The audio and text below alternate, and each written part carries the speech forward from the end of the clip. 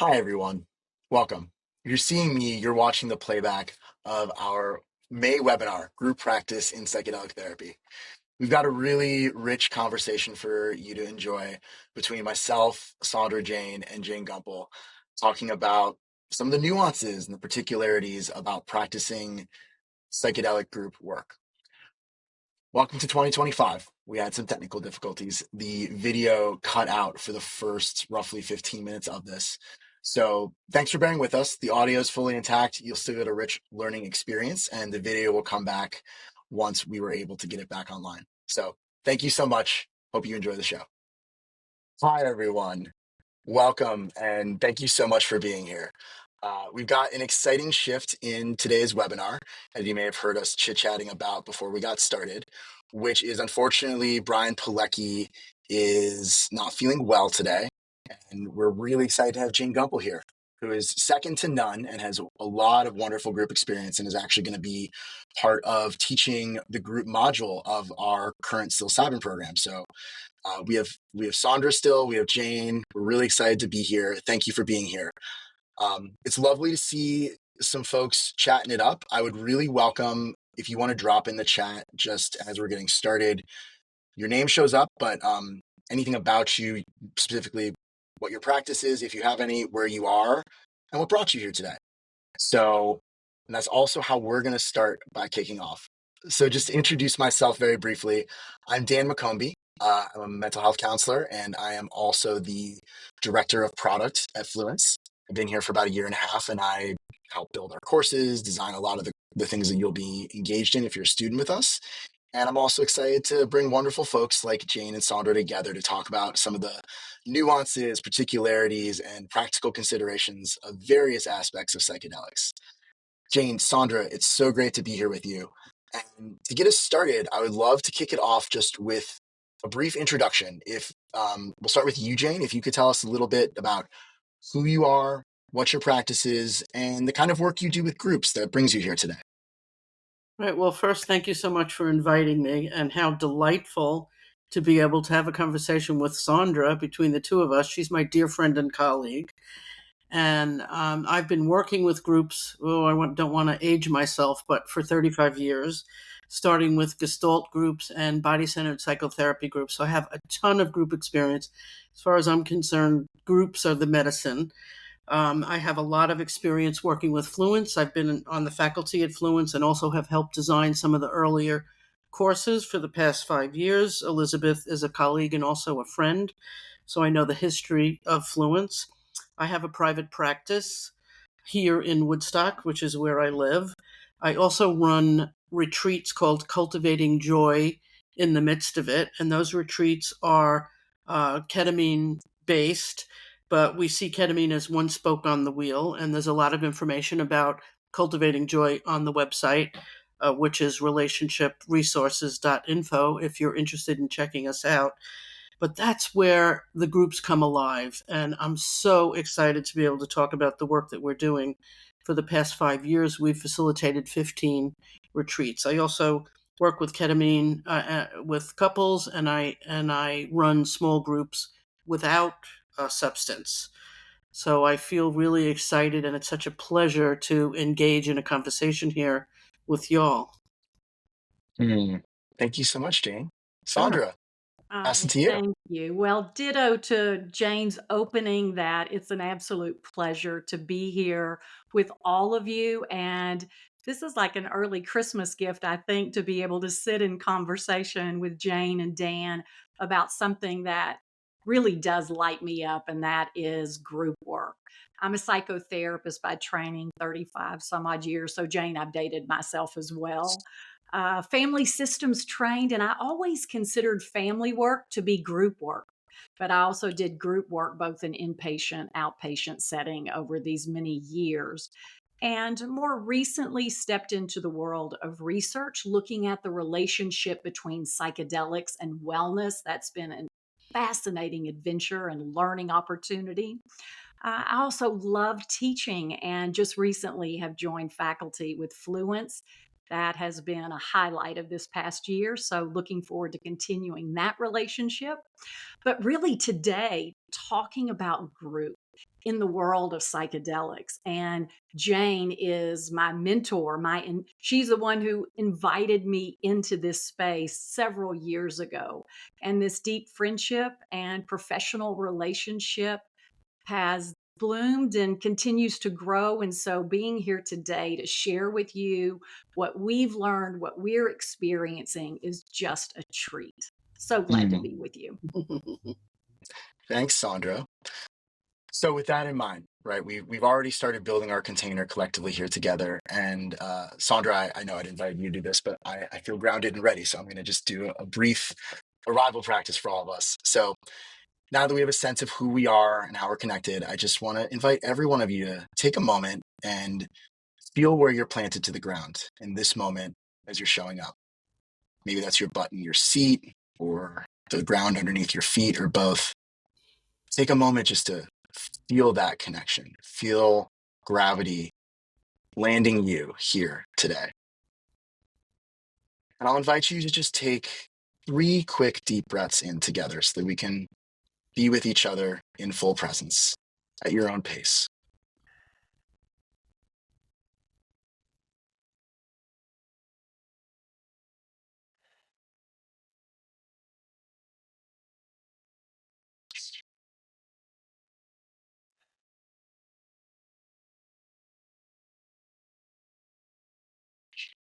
And invite yourself for a moment just to feel whatever this container means to you, this group that we're going to have for the next 50 minutes. What are you noticing? What are you feeling? What are you hoping for? And with that, let's all come back together and let's dive in, shall we? So I'd love to start with some framing and context, right? Our audience of Fluence tends to primarily be practicing clinicians, although I think everything we're sharing here is relevant to if you're a coach or facilitator of groups or individual work in some other form. So just to start with, what do you think is really important for clinicians who want to work in a group psychedelic experience to keep in mind? Things like screening, building the container, just what's important to know as you consider diving into doing group work with psychedelics? Yes, Jayne, if I may. Yeah. I think there is a lot here, Dan, that we could talk about. There are lots of pieces to how this all comes together and works. But I will start with the one thing that seems paramount, and that is building the container. And to do that, safety has to be established. And safety could be made up of consent, that could be issues of touch, it could be issues of confidentiality. Because how we as participants, even how we as facilitators show up to group experiences, whether psychedelic or non, those issues, if not well established, it's very hard to, if you will, lean into the relational experience of a group. So, as part of, if we go back to preparation and speak about it in those terms, we would definitely have first, top of the list, establishing safety and everything that builds safety. Jayne, how about for you? Look, what would you add to that? And let's just dig in. Well, the first thing that popped into my mind was you have to be able to self-regulate. So it's really important for you to really understand who you are, because it's a very different experience than working one-on-one. So working with a group, it's very performative. It is a performance on some level. And you have to have that skill of being able to show up in the presence of 4 people, 6 people, 50 people, and be able to self-regulate, know where you are at any given moment, and be able to manage what happens, because you cannot help other people regulate in a group setting if you cannot do that yourself. So I think a healthy frame of mind, group work is a skill. It's something to be learned and practiced, and you learn it in the doing of it. But really knowing who you are in the presence of other people, I would say that adds to, or maybe should be at the top of what it is to create Mm, a safe environment. mhm. Yeah. Jane, as you were describing that, what came to mind was this beautiful article that came out in 2017 from Janice Phelps. And she talked about core competencies for those of us, clinicians who are interested in stepping into the psychedelic space. But I'd go so far as to say, even if we take psychedelics out of that formula, I think it applies to whatever the group setting is. And she talks about things very much what you said, abiding presence, and she lists a number of different things. And it's a great checklist Yeah, to really kind of do our own work to see how we're showing up. yeah, And again, that safety, let's say we're doing a group and there are 5 co facilitators. We talk about safety between participants, but there is safety as an issue between us as co-facilitators, how we show up, how we congeal as a group. So in some ways, we're doing exactly, or hopefully we're we're doing modeling. exactly, Yeah, we're modeling, we're doing the work that we're asking participants to do, which I think is a very humble way to approach this work. yeah. And I want to add to that that of course preparation comes second, right under safety. And Mhm. and I find in the retreats and the groups that we run, we pay a lot of attention giving people information, the same information 5 different ways. Because the more informed people feel, the more embraced they are in the group process prior to the group starting, the safer they're going to feel, the deeper they'll go, and the flow of the group will happen much more easily. So that looks like screening people, curating the group with a lot of intentionality, letting people know what the expectations are, giving them a lot of information. Like we let people know the timing, the timeline, what they can expect, what the dosing looks like, the form it will take. All that information happens over a course of time. We also introduce people via email to each other with their permission, of course, before the group starts, which also creates a lot of safety because by the time they get to either the group or the retreat, there's a familiar sense of already the community is happening. We say, let the beauty begin, right? And that the retreat starts once you put your stake in the ground and say, I'm joining. Mhm. Yeah. I love that, right? Thinking that's one of the unique things about groups is there's so many more dynamics in a room, right? There's the space, there's the setting, there's every individual uh, client or participant with each other, with the facilitators. And so the who's there and the structure of the container you build, it's already important in any sort of individual practice, but it just takes on so much heightened importance simply with working with groups, let alone putting a psychedelic into the mix. Yes, that's right. We have one coming up in June, which we're going to have 35 participants. So for those of you interested in really big group work, it takes an extraordinary amount of care and tenderness and preparing and informing people and getting consent from them and then beginning the process with permission of introducing them to each other. We do a ride share, we send out poetry, we give them little assignments. So we're building the community long before people either join the group, if it's say an 8-session group, or the retreat. Mm. One of the things that comes to mind, Jane, that I know we did with one of the groups, and I don't remember if we called them Zoom rooms or Zoom classrooms. It was kind Yeah. of catchy. But in addition to sort of the 2 prep Zoom calls, which are about, I think 90 minutes, sometimes they run a little bit longer, but we also offered these educational experiences. We would invite in different people in the field with different areas of interest and specialty to really talk about their experiences, and it was like a gold mine of information. But at a different level, it also brought the community, the group members together, so there's more familiarity, You don't simply walk into the retreat setting, the group setting, and for the first time you see a bunch of new people, right? So that's a great way to kind of broaden and build on preparation. I've really enjoyed Mm, that. Yeah. mm, And let's talk economics also. So you're charging, we call it a tuition. We charge people a tuition. And then it's so easy then to invite guests in or to offer additional things so that you're stretching the group experience out or the retreat experience out with what you just said, Saundra. A guest speaker who's interested in talking about um, grief and loss, for example, or someone who's going to come in and talk about consent and what that means. And you just offer it as an elective.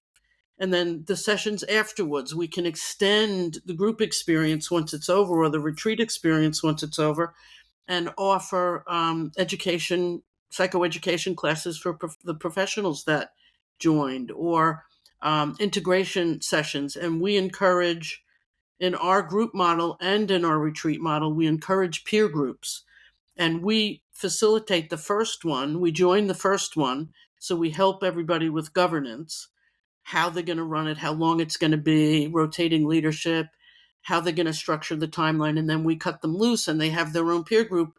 Some of them are running for a year or more, which is lovely. And there's no fee for that. So people really feel well taken care of, and it makes it worth it, for them to pay the tuition to join. mm, mm.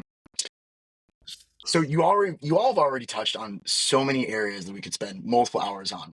But I think you're already kind of addressing something I want to bring a little more specifically into the conversation. What else would you say is unique about working with psychedelics in a group context versus working in an individual context? What are important things that you've noticed through your experience that come up differently in groups than when you're working with individuals? Saundra, you want me to go? Yeah. You want to Yeah, take it? a couple of things sort of bubble up and then we can kind of go from there. But, I think about, we could say advantages, disadvantages, but I don't really like that. So maybe plus and minuses, the differences. I mean, in individual work, obviously more intimate, more individualized for that person. The therapeutic alliance relationship is between two people. And then in the group setting, there may be, just by sheer number, less contact with the facilitator than you would have in individual. But the advantage of group is that relational field, the healing that occurs sometimes without words in that level of connection. So when I think about that, it's like, okay, well, better, worse, our mind kind of goes back to that dichotomy. But when we think about it, we meet our patients where they are, our clients, the people that come to us, and we just talk with them. To me, it's psychoeducation about what their needs are, what their desires and hopes Mm, are. And individual work may be ideal, or group may be exactly what's next for them. So for me, as I begin to meet with clients, talk about this really as part of preparation in terms of what they're desiring for their relationship with the medicine, if it's in a psychedelic setting, is to really look at both, right? So that really intimate interaction or this amplified interaction. That may be a good way to describe that now that I'm thinking about it. The amplification of the energy and the work and the healing in group, and then work with the client in terms of making that distinction, what's best for them. Yeah, mm, that's beautiful, Saundra. Um, if you're sitting here and you're thinking about, creating a group using psilocybin, I think it's really important. The screening process is really important, which will be different than when you're screening for individual work, because you have your mind and you have your ear heart really on the group itself. What that experience is going to be like, and I talk about that right away. That the group is the medicine, and I also talk a lot about the group what I call group precepts, which I wouldn't necessarily do, probably don't do much in an individual session using a psychedelic. There's more freedom in the individual one-to-one for people to kind of move about or make noise, or, if they need to walk around, or if there's an outdoor area. So all of that can be managed so much with more ease. In a group Mhm. situation, if you're thinking about this as a group therapist, it's important to really let people know what the boundaries are. And what we do, what Sandra and I do in the Cultivating Joy retreats, is we let people know that the individual session, the medicine session, is really an internal, inner directed, inner guided experience, and that we're not relational with each other during that process. So everybody has their own experience, and as they're coming out of the medicine, we provide space and a room for people to move out of what we call the sacred space into community space where some conversation can happen, if that's what's called. This is humanity that we're experiencing, but they're not there to engage with somebody else's process. Really, they're there to do their own internal work and to just recognize it and allow it to be. So to meet what's there with equanimity and maybe with the spirit of we're all in this together, but that person's work. We even go so far as to say, don't offer someone a tissue, because that might carry the message of stop crying.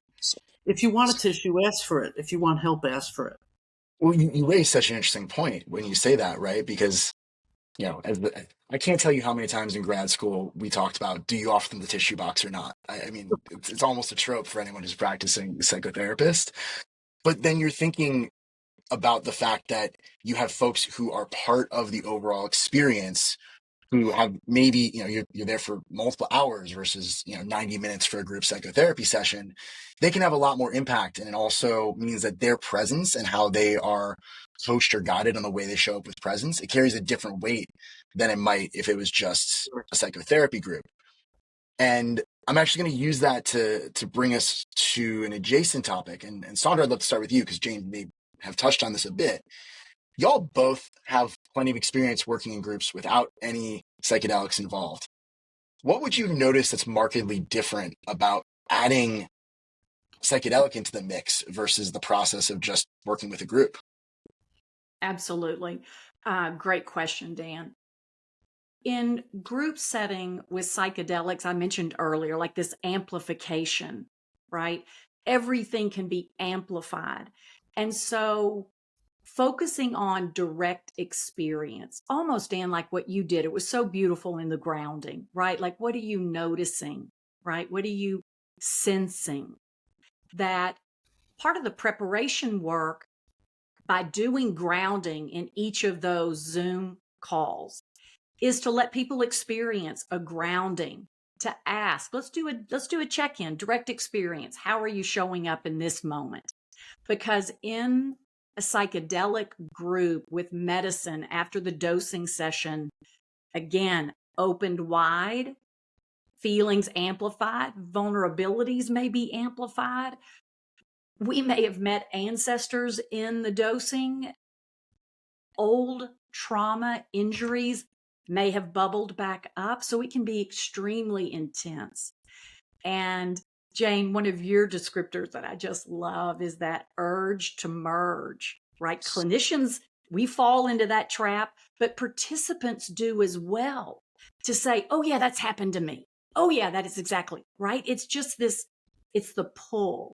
And so when we're really, as the facilitators, grounded, aware of how we're showing up, being fully present, not sort of stepping into that trap, if you will, but also teaching group participants before they ever show up, that process. Jayne, I'd love to hear you speak about noble listening, because that is something that transitions into group psychedelic group work so beautifully. Yeah. Well, thank you, Saundra. I do want to say that a big difference for me in psychotherapy versus, groups with not with medicine and groups with medicine is groups without medicine, egos are more intact. The default network is more in play, and people's boundaries, like that feeling of I am and not the feeling of we are, is very different. That psychedelics tend to move us into a space and community of we're all connected in a very different way than psychotherapy groups where people are dealing more with ego-centered stuff in a different way. I don't know if that makes sense, but Makes sense. Yeah. I prefer working with groups. Eventually, I'm selling that to most of my people who are in individual therapy with me or in group therapy with me. Hey, let's try working with psychedelics if it seems appropriate, which I think a lot of the time it is. And it's great fun to see the default mode network sort of drop and to experience a person you're used to working with in psychotherapy who's maybe perhaps a little more rigid or less flexible, or, they have so identified with their patterns, like this is me. And it's just such an amazing thing when you shift from working in a group without medicine and that same person shifting them into a psychedelic experience to really bear witness to that, and things change after that. Mm-hmm. It's such a beautiful thing. Mm-hmm. And Jane, can I just step in? I just yeah, want to add one thing that came through please, when you were please do. talking about that. When in the retreats that we've done together, witnessing people, even after preparation calls, but witnessing people when they, I'm just going to say, travel through the 4 days of the retreat, how differently they show up day one Hmm. to that last day. That what you begin to feel and sense and witness is softer defenses, the softening back. It's almost like the language from internal family systems when we ask a managing part to soften back, go take a coffee break. I got this. Go to the Bahamas. There you go. Right on target. It is this psychological flexibility that just blossoms. And when people really step into that space, really, I'm just going to say magic happens in those moments. And in traditional non medicine groups, that can be a long haul.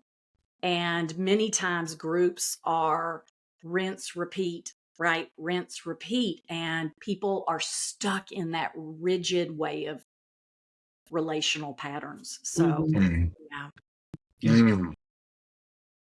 So much richness there. I really, as you're both sharing, I'm really getting a sense in a new way of the kind of relational field that exists and all the ingredients that go into it, right? It's like brewing a big tea in some ways, and there's all these sorts of pieces and ingredients and ways of stirring it and the temperature it's at that can all make such a crucial difference.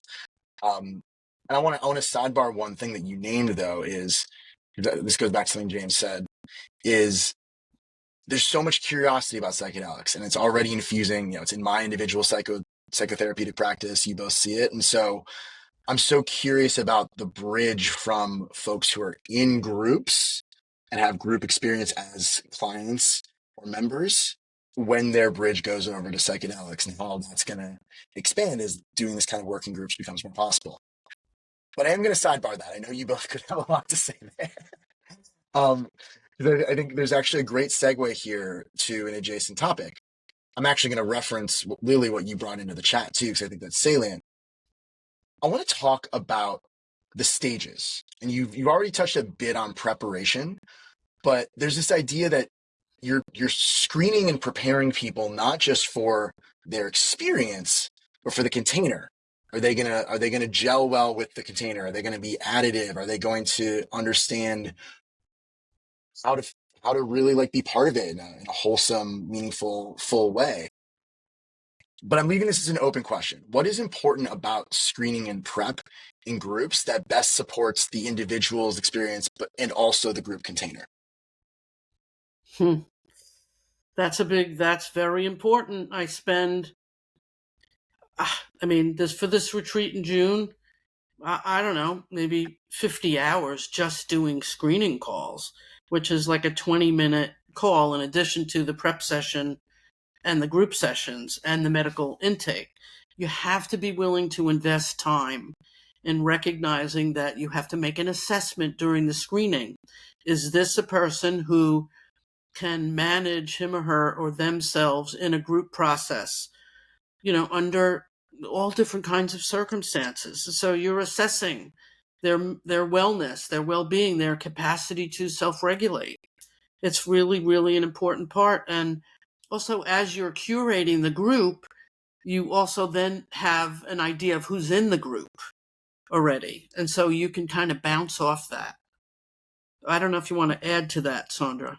I think what I would say to that, Jayne, is it's, Dan, really similar to like screening people for clinical research trials, right? Like, so in my world, wellness is a huge part of my psychotherapy practice, as well as 15 years of researching wellness, not only just in non-psychedelic settings, but also psychedelic settings. And really, that's part of my attraction to Jayne's philosophy in cultivating joy, like cultivating joy and wellness in the midst of everything, whatever's happening in our lives. That's a choice, and it's a skill set. We can learn it. But to kind of circle back, screening people for different research studies is labor intensive, time intensive, but I will say this, it is a fulfilling and enriching experience. I can remember times when I would spend 10 straight hours screening call after screening call, going through inclusion, exclusion, all that stuff. And at the end of the day, when it was over, I was invigorated. I loved meeting people. I felt like there was just this intimacy because they were all searching for this idea of better than well.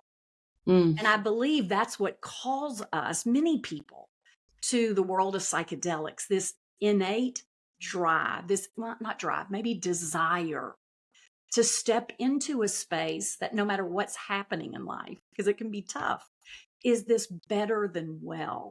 So Jayne, you're so right. It takes a lot of energy, it takes a lot of time, but the dividends pay wildly on the other end.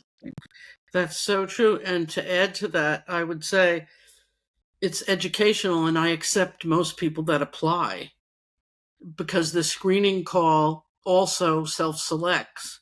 When you say people, like in the couples work, we tell people this retreat is for couples that want to stay together. I don't say, do you guys want to stay together necessarily, but I say this is a gathering of couples who really want to deepen their commitment. They've been married more than a minute. They have bills and a mortgage and a couple of kids, and it's, they're living parallel lives, or they want more pizzazz in their life, and so they're committed. That creates sort of a self-selection process. So it's not really to so much rule out, it's to rule in and help them understand what the parameters are. Because I believe if you really know what you're doing, which we do, we have a lot of experience, most people can be appropriate for a psychedelic retreat. And if they're not and I have a question about it, I might suggest that they do a one-on-one first as preparation, for a group experience, especially if they're psychedelic naive. I might suggest that.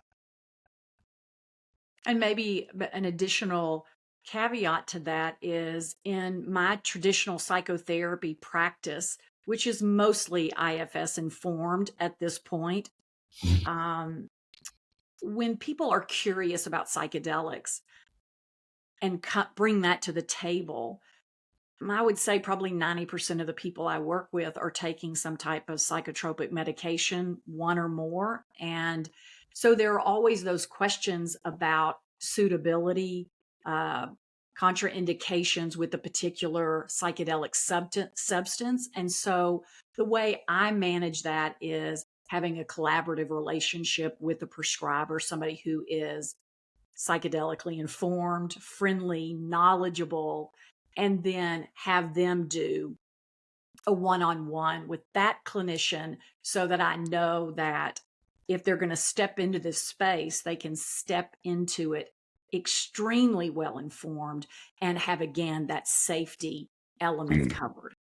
Yeah, beautiful. You named something really important there, right? Which is that, first of all, you're screening and preparing the individual for their own experience and for the group, Yeah. but also that there's sort of different phases of it, right? Any group practitioner is going to screen someone and prepare them for what it's like to join the group. And that almost, what I hear you saying, Saundra, is in some ways it's helpful to separate that from the psychedelic element of it, because it maybe reduces expectations or fears or frameworks that they would unintentionally build. Yeah. And I want to add one more thing to this, if I may, from what I've seen, both in process groups as well as part of psilocybin practice in Oregon, is there's this idea of boundary violations. And I've seen some happen, and I've also seen reemergence of trauma happen in a very intense way that I witnessed as part of a group setting.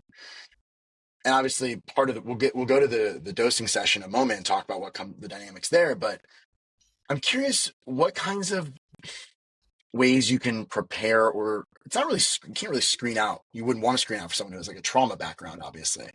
But how can you prepare and screen to whatever degree you can for like unusual circumstances or unexpected things like, potential boundary violations, et cetera, et cetera? Can I offer a real case example with confidentiality completely intact?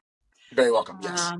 Recent conversation where the person who was scheduled to have their own experience had done everything you said, Dan, had conversations galore with different people, making sure that they were prepared for every single possibility. So when they landed in my office, it was like they were sort of just sharing that. I'm so prepared. And so person goes, has an individual journey experience, comes back and begins the session with, well, none of that happened. Right? So I will say this. It's not that we don't have those conversations or allow people to sort of build that expectation, but somewhere I feel drawn, and I know that we three and probably everybody listening today are like-minded in this, that no matter how our structured mind prepares us for what's ahead in the dosing, doesn't always work out that way. That sometimes, that old adage like psychedelics give you what you need and not what you want. I think there's room and encouragement for us just to sort of offer that, right? What the person does with it, we'll see. But I found it just, what a great life example. All that preparation and none of it happened. Something completely unexpected. So, yeah. Well, and this is where you have to have the skill to work with the individual with the group in mind. And one of my teachers, Alana Rubenfeld, she was a genius at this. You have to be able to interrupt someone's process in the middle of it if it's going to cause a rupture in the group in some way, and have them in some ways appreciate it. Or at least have that person get it, or have a process that they already understand is going to happen.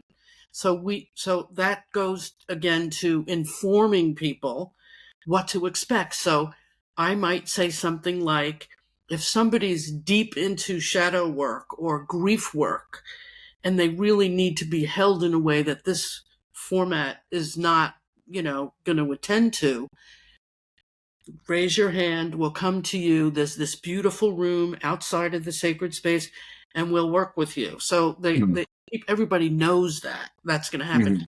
So they're feeling taken care of. And it has happened.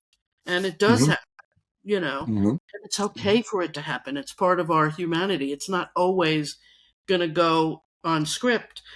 But the people sitting and holding the space are all informed, and actually we meet frequently with faculty. So that's another thing to consider. Who are you going to work with? And how are you going to do that work? In our first retreat, we met every other Monday for almost a year just to talk about it. We had 11 people. It was a little bit overdone, but we had 11 people on the staff, and we all knew each other really well by that point. And it was collaborative, So paying attention to that and how you sit in a retreat or in a group situation is different than how you sit in an individual session. So if you're listening to this webinar, consider that, where are you going to get your clients from? What's important in the screening? What kind of preparation sessions are you going to do? Are they going to be group prep or individual? What information do you need to give them to prepare them for when they're going to come and do a psilocybin journey? Because, that experience in and of itself is 6 hours. How are you going to take care of them? If they have to go to the bathroom, what's going to happen? How are the sitters going to respond? Because you have to be in alignment with the other people, whether it's just one co-facilitator or 5 or 10 or 11, depending on the size. What's the ratio of staff to participant? Really thinking, being thoughtful about all those. When people come out of the medicine, refreshments for them, where are they going to be? How is that going to unfold? Do you want people to journal or not? Is there going to be music? What kind of music? These are all things that are very different from working with individuals, and all wonderful parts of group work. What comes to mind? Oh, Dan, I just want to jump in. As Jayne's walking through that, I can feel like a tightness in my chest because there are so many pieces, in a good way, Jayne. There are so many pieces to the logistics, right? Like even I'm imagining like 35 people, where are the mats going to be? What's the circle going to look like? How close are the mats to each other? Is there walking room in between the mats to go to the bathroom if somebody needs to get up? There are so many pieces. Where are the speakers going to be? How loud is the music? So that is a logistical difference. But when it comes together and you begin to see really that relational field, again, it's so worth it. So I want to use that that was such a great way of phrasing it, Saundra. And I will use that to segue. So we've got 6-7 minutes left before I want to turn to questions from the audience. So what I would love to hear from each of you, just a couple key points, is describing the dynamics of group dosing, what it's like to be in the room for that, and also group administration. Walk us through what that experience is like to be in the room, experiencing a psychedelic together, and then how you like to structure the integration process and what's important about that to help them integrate it. Saundra, maybe you want to kick that off? Well, I was going to ask Jayne, will you speak to dosing, Jayne? Because my passion, my heart is in the world of integration. Great. So what do you think? Yeah, you can each take one of those. Perfect. Well, as far as psilocybin is concerned, I've never done a group or a retreat. So just to clarify, I meant just like what the group experience of being with a medicine is, like the dynamics you're feeling, the field, the relational field, etc. Agnostic of whatever the psychedelic is. Okay. So what we do to prepare people for the medicine is we have a process called Meet the Medicine, whether it's an 8 or a 10-week group or a 4 or 5-day retreat, residential, right? Meet the Medicine is a very important aspect of preparing people to understand what we call rules of the road from Phil Wilson, what the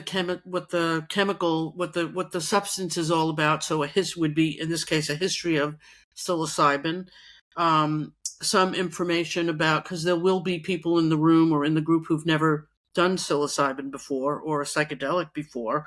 So the Meet the Medicine is usually delivered by one of our providers. So we have a medical provider that's associated either with the group or with the retreat. That person participates full time at the retreat and for some of or all of the group process, if it's an 8-week group, for some part of it or all of it or 1 or 2 days of it or in the prep, but they're connected to the group. And that's usually the person that does the Meet the Medicine talk. And it's interesting because we talk about the neurobiological aspects, the spiritual aspects, what a non-ordinary state looks like, what they may or may not feel, and then how, on some basic level, broad level, how to navigate the space if they move into shadow work or scary parts, or how to manage that. So we share that information in preparation. We also let people know that everyone's dosing at the same time, and we give them sort of a time parameter where even if they start to come out of the medicine, they might want to just lean into the music and be kind and gentle to themselves and journal. We give everybody journals so they have an opportunity to write down, some of what they're experiencing, or some of the things that they want to integrate in the group process, which happens 2 or 3 hours after the dosing. We give people space to take a break, to get a massage, to go for a walk, to have a meal, to rest. And then 3 hours later, people come back. This isn't a retreat experience. People come back to integrate. And we do that in small groups and large groups. In an ongoing group with 8 people in a group, the integration would happen after lunch. So we create a separation. So if you want to do like 5 hours of the inner-directed psilocybin experience, you would end that with a meal or some refreshments or journaling and some private time, and then give them an opportunity to either integrate that day, depending on the model, or they come back the next day or the next week, and it's all spent on integration, which, Saundra, you are the integration maven. I love the way you talk about integration. You're so vital to our process that it'll be great for you to share with this group something about that. Oh, thank you. I don't think I've ever been described in that way, Jayne, but thank you. It is a Integration maven. I'll have to write a poem about that. There you go. It is a process. When I first entered this world and, sort of saw this arc, this model of preparation, dosing session, and integration. You look at the different clinical trials. Some would have 2, then 2 in the middle, maybe 3 in the middle dosing, 3, sometimes 9 integration. It was like, I don't know how you structure that, because it became clear very early on that the gifts that are given in a non-ordinary state of consciousness, right? The gifts that we receive, however they show up, sometimes they make absolutely no sense. It's just like, what? I don't get it. But the process of meaning making, that's kind of the description, right? As we begin to put those puzzle pieces together into that finished puzzle, that image, that story, sometimes that evolves over a lifetime. People don't really like to hear that because we're very like, okay, I did it. Now I want my prize, right? Right? I mean, that's just human nature. True. But realizing, I've heard people say, oh, it's over weeks, maybe months, maybe a year. Honestly, I believe in what I've witnessed. Sometimes years later, people will be on a plane and have a moment of clarity, and always surprised, like, oh yeah, that's what that was. So that said, but also integration comes in 1,000 different forms, right? Like Jayne said, and Jayne is, I'll use your word, she's more than a maven when it comes to poetry. That is a healing modality. But integration can be artwork, it can be movement, it can be yoga, laughter, it can be anything, it can be music, revisiting the experience. And so what I love about integration is I don't have to be the expert. I can lean in with people and see what speaks to them, and then just jump on that integration train and open up and see what comes through for people. That to me is a beautiful relationship. And the rub here is it's not up to you to make sense of their experience. It's up to you to guide them to make sense of it for themselves. Mm-hmm. Right? It's not your job to wrap it up and analyze it and say, well, this is what this means, or even asking a question that's really an answer with a question mark at the end of it. Mm. Thank you, Saundra. That's so wonderful. Saundra, we have some questions I want to turn to for a moment. Before we go there, I'd just love to zoom in on one more thing here with you. There's the group integration. There's the period where folks are like in a group immediately after or in the days after. And then there's the individual's ongoing preparation process, right? Can you just comment briefly on what you've learned about kind of the importance of integrating a group and how that can transition to someone's ongoing sort of individual integration? Yes. It's a great question, Dan, because it is, again, very unique, very individual. But in group setting, right, we all show up to that a little bit differently. Some people like to talk and want to tell their story. Other people, not so much. They learn internally by just witnessing, if you will. But even those of us who like to talk a lot, witnessing somebody's process, that mirroring can be very opening to our own gifts, if you will, and making sense of them.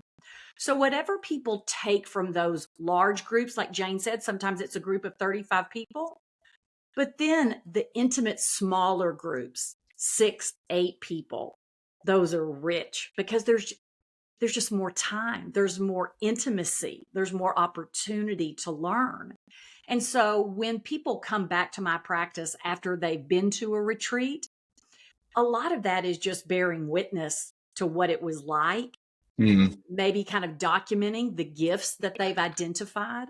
And then the invitation that if they wish to explore other things that maybe they didn't feel safe to do in the group, or maybe they weren't even aware of it till 2 weeks after they got home. So it's almost like this continuous golden thread. It's not like that happened, now we're doing this. It's just a continuation of this unfolding. And really, it's fueled by curiosity and non-judgment. That's the currency, right? Yeah. Beautiful. You're also highlighting something so important that I want to elevate, which is the idea of vulnerability. And for different people and their different backgrounds and ideologies, like vulnerability looks different in an individual, like dyadic context versus in the group. Some people may actually feel more comfortable being vulnerable in groups. And for others, it may really feel like a muffle on their ability to be vulnerable, which in what I've seen is that process of integration, having both individual and group opportunities and giving people the chance to explore their anxieties, their discomforts, their enthusiasms, their excitements in either setting can help learn not just a lot about what they're integrating, but even their own individual relational process. Yeah, beautiful. Yeah, really beautifully stated. So I want to take just a moment to look to some audience questions. So I'm going to drop the two that felt most salient, and I'm going to invite each of you just a moment to reflect on whichever one feels more salient to you. So one is the idea of interaction, right? Is it ever reasonable to have folks integrating or interacting during the dosing session? And if so, why not? And then also bringing religious or spiritual perspectives or beliefs into the group container. Any commentary on that? So I would invite either of you, Jayne, maybe you'll start since Saundra just went, like one of those that you feel like you want to add some commentary on would be welcome. Well, sometimes it's intuitive and in the moment. Like I know that I bring readiness. I have the timeline nailed down to 15 minutes and then a willingness to surrender the whole thing and be present into what's unfolding. So having said that, I generally instruct people that there's no interaction during the actual medicine experience, and I get buy-in, consensus, and we talk about it. We can socialize it as an issue, right? And that the socializing happens afterwards, that in group, and that it's facilitated. That creates a lot of safety and gives the facilitator a lot of control. But having said that, when people leave the dosing experience and they go to the room where the couches are, they can communicate and socialize as much as they want to. So we don't prevent it from happening, but rather we recommend that people really give themselves over to their own experience in a kind way. And then I have to say, I'm going to have to hop off in like a minute because I have a 1:00 appointment. Well, maybe before you hop off, just Yeah. anything you want to share with this group about what you're looking forward to in group practice? Oh my goodness. Well, right now I'm looking forward to continuing our leadership training program, which is to train people to lead groups, which go for it. Take clients that you feel really comfortable with in your private practice and offer them a deal they can't refuse. Mm, Create a small group, with a lot of consensus, with people that you feel comfortable with. Start there. Do a time limited, like 6-week experience, or a weekend, a mm, Friday night, maybe a Saturday and a Sunday morning, something like that, where you feel comfortable, have a facilitator, hang out together with that person and kind of, craft your dream, have it be something simple. Don't overdo it. mm, Really, you're familiar with the people that you're inviting in, which is how I did it 35 years ago, right? So I would encourage you. I mean, the group is the medicine, and we all of us feel so isolated in this Zoom mm, world that we live in, and in this post-COVID world, that it mm, wakes me up every single time I do a group. I'm always so glad that I'm doing it. When I'm in it, I'm where I want to be. And when it's over, I'm refreshed until the next time. So I want to encourage you to do it. Take a risk. Start small. mm, Yeah. mm. Love Thank you that. so much, Jane. Um, yeah, yeah, go ahead. Yeah. Hi, Um, Jane. So good. Saundra, to Yes. help close us off, anything you would just say about the role of spirit or spiritual practice in groups, how that emerges for you? Yes. How Jane described sort of going in, but being fully open to whatever comes through, right? And for many people in these experiences, they have what's described as mystical experiences that they will talk about. I know everyone listening, we've heard patients say, I was sitting at the feet of God. I was walking through a forest with Buddha, right? And that for us, that when this is where that core competencies of a psychotherapist in a psychedelic space from Janice Phelps comes into play, because she speaks to that around um, spiritual background, what we bring to the table. So we have to know what we're bringing in and to really be grounded to open that up and to Mm, be able to sit with someone again without judgment, absolute mm, curiosity. Sometimes those experiences, Dan, I'm sure you've witnessed this, can be so profound that people they'll raise their hand in group because they need that one-on-one with the facilitator to help ground them in the experience of what's happening. And it can be transformative, but to witness it is a beautiful, beautiful thing. mm. So well said. Thank you. Yeah. Um, I know we're gonna have to wrap up soon. I'm gonna let you Yeah. close this out in just a moment, but before, since I know folks may have to drop immediately, just wanted to Yeah. say you will get to see both Saundra and Jane again. Saundra, we're really excited to have teaching our psychedelic harm reduction and integration course in the fall, which focuses on, okay, in the real world, if you're a psychotherapist and you're not actually practicing dosing, because in many contexts that's not possible, how do you still support someone who wants to do psychedelics on their own? How do you help them integrate that? And I have a feeling we're going to be seeing a lot more Saundra and Fluence courses. And likewise, Jane teaches a number of courses with us. The current one she has upcoming planned is she teaches our group module as part of our psilocybin training program. You'll probably be seeing some of Saundra's face in some of the videos there too. We'll talk about that later, Saundra. And she's taught numerous of our ketamine-assisted psychotherapy courses as well. Um, Saundra, just to close us out, can you share one thing that you're excited about the possibility or potential of groups in practice as you've seen it? Yeah. Not just sort of say it again, but I have to. What the calling and the motivation, invitation is group is the medicine, right? It is the medicines amplify. Some of the medicines soften us back so we can step into that fully. But groups, that relational piece is what excites me in a way. It just is invigorating. I want to do it. I'm excited about doing it. I have a very dear friend and colleague of 30-something years who passed just this past December. And the last time I heard him teach, he said something that really changed much for me. He said, our brain is wired to be social. And he was a world class, world renowned neurobiologist, psychiatrist. That was his playing field, if you will. But to really, really embody that we are from a brain body, we are relational, we are built to be social. And that just sort of the formula is that plus groups for me is the calling. Mhm. That's what Mm, I'm most excited about in any way that I get to teach it or talk about it. mm. That really just sits with me. I can feel that in my heart and in my body.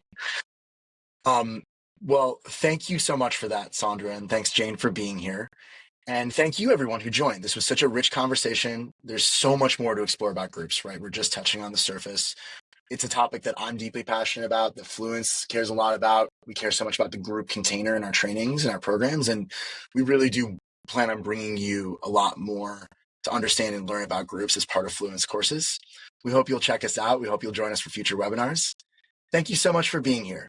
And Saundra, if you could just stay on for a moment as folks sign off, but Happy everyone to. else, have a great rest of your day. Yes. Thank you, guys.